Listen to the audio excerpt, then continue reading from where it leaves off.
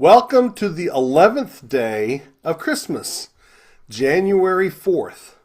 We've been looking at the traditional Christian calendar and celebrating, observing the 12 days of Christmas song, as well as the 12 days of Christmas in practice by traditional church. On the 11th day of Christmas, my true love gave to me 11 pipers piping. In the Christmas carol, the 12 days of Christmas, we sing of these 11 pipers piping who bring music and harmony, encouraging people to enjoy life's festive moments. The underlying meaning of these piping pipers is the 11 faithful apostles of Jesus.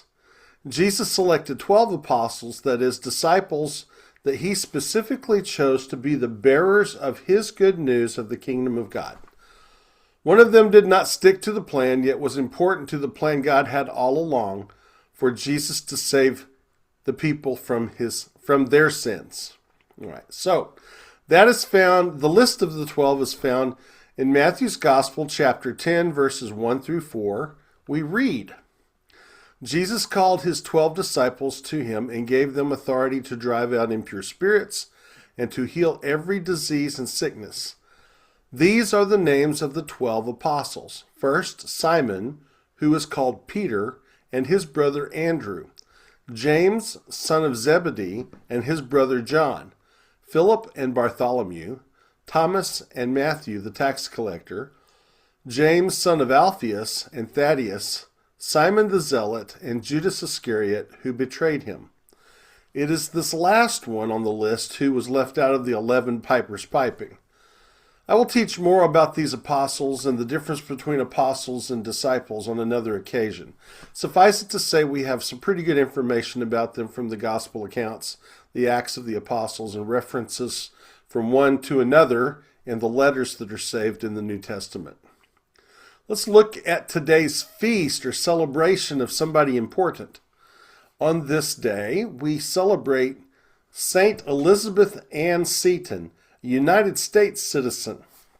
Elizabeth Ann Seton lived from 1774 to 1821.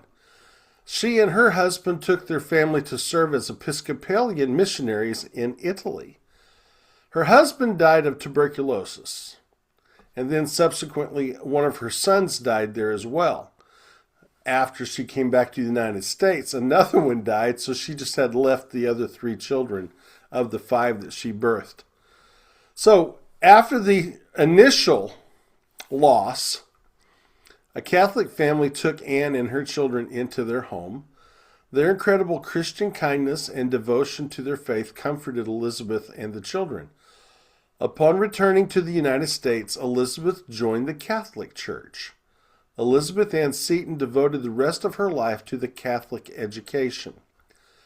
She is considered in the United States to be the founder of Catholic parochial education.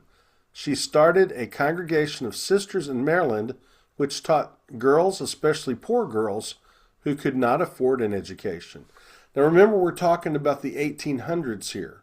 And so people still had to pay for education if they had means to do so.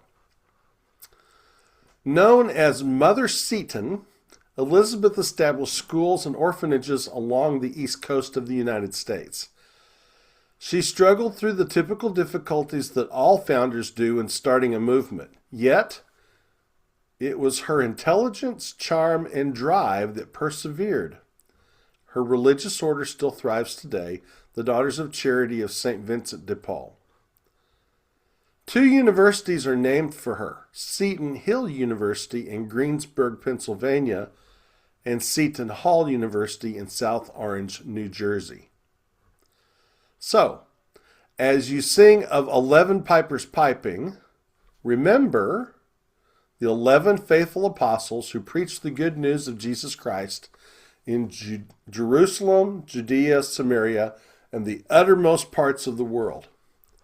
And recall the life of the work of Elizabeth Ann Seton, also known as Mother Seton, who shared her faith in Jesus by teaching and caring for girls and young women, whose life is still impacting education today. Merry Christmas.